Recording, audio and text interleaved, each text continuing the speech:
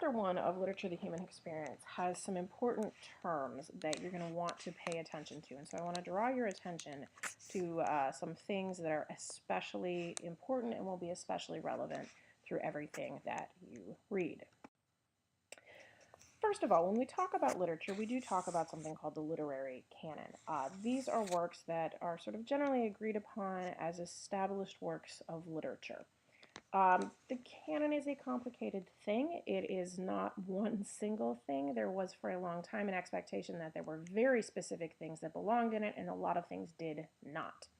However, in the past really 30 or so years, there has been a real pushback against this, and we've been opening up the canon and reconsidering a lot of things, a lot of writers who were ignored.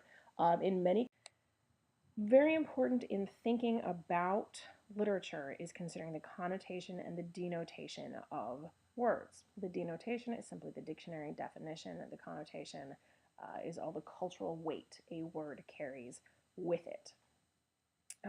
We make meaning through using different words, using synonyms, using similar words, right? When you go into a thesaurus, you will find a bunch of similar words when you look something up, but they don't all carry quite the same meaning. They don't have quite the same import in our cultural understanding of things. And so that's what we look at when we look at word choice, when we look at what's called diction. So we look for the connotation, not. When we think about literature, when we read something, we want to think about tone. Tone is really the author's attitude towards the subject matter. So is something sad, is something happy? Typically it's going to be much more complicated than those two things, but this is the attitude of the author towards the subject. Plot is simply the story itself, that it's the series of events in a narrative. Most often we talk about plot when we talk about short stories, plays, to some. All right, when we talk about characters, we talk about a protagonist and an antagonist. A protagonist is our central main character, right, who is the protagonist of any movie, right? That you guys know what those are. You are aware of them. The protagonist is the one who learns something, changes somehow, experiences the conflict throughout the story. The antagonist is the character or characters who are working against the protagonist. Sometimes this is a villain, sometimes it is the character's own sort of nature. It can be things, it can be society, and we're going to see all of those sorts of things in this term. All right, when we look at characters, we can talk about whether they are flat characters or whether they are round characters. Flat, two-dimensional characters do not have a lot of depth, obviously, right? It's a very literal use of these terms. Flat characters don't seem particularly real, don't seem particularly human.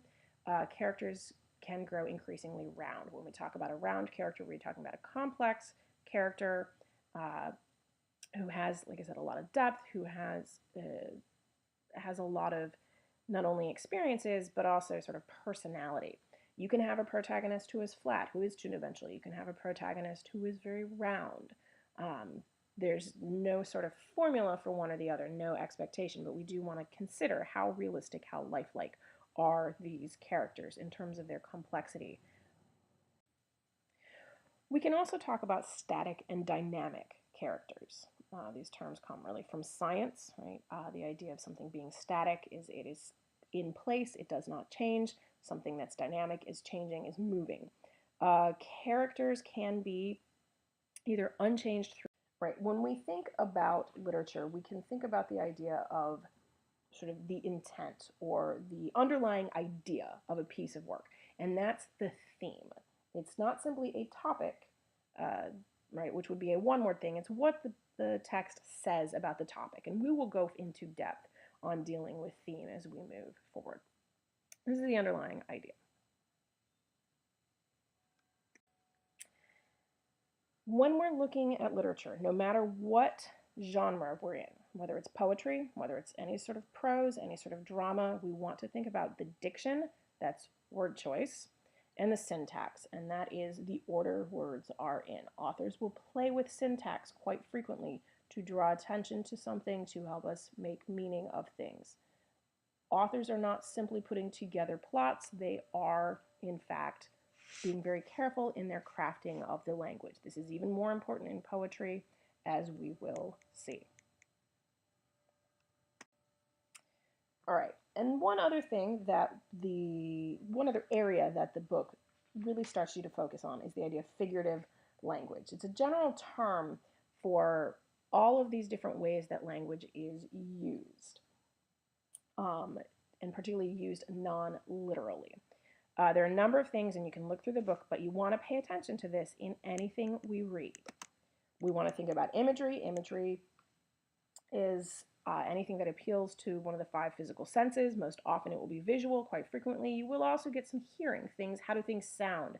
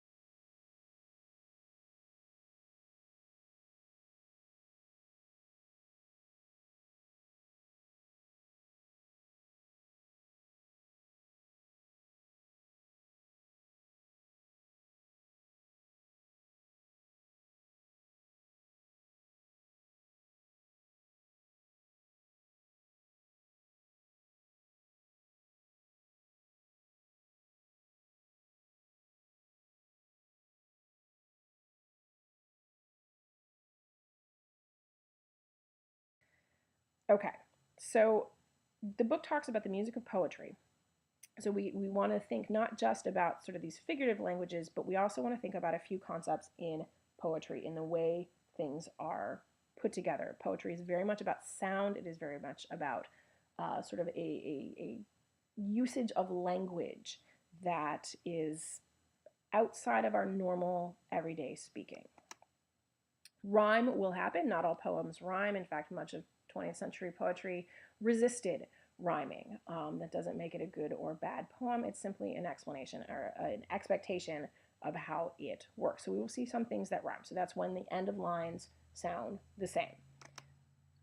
Alliteration is another piece of the music of poetry. We can have alliterative things in other genres, but particularly in poetry. This is when the beginning sounds of words are the same.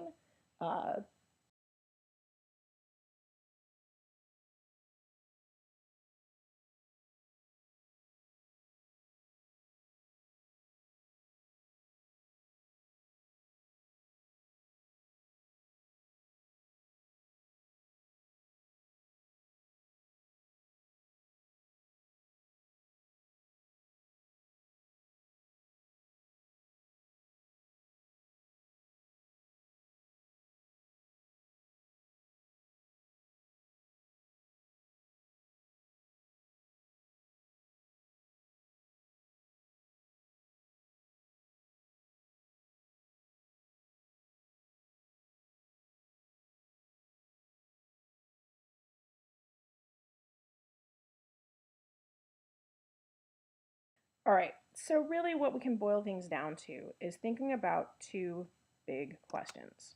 How does this text make meaning? I will constantly come back to this idea. I will ask you this over and over again. It's all about going back to the text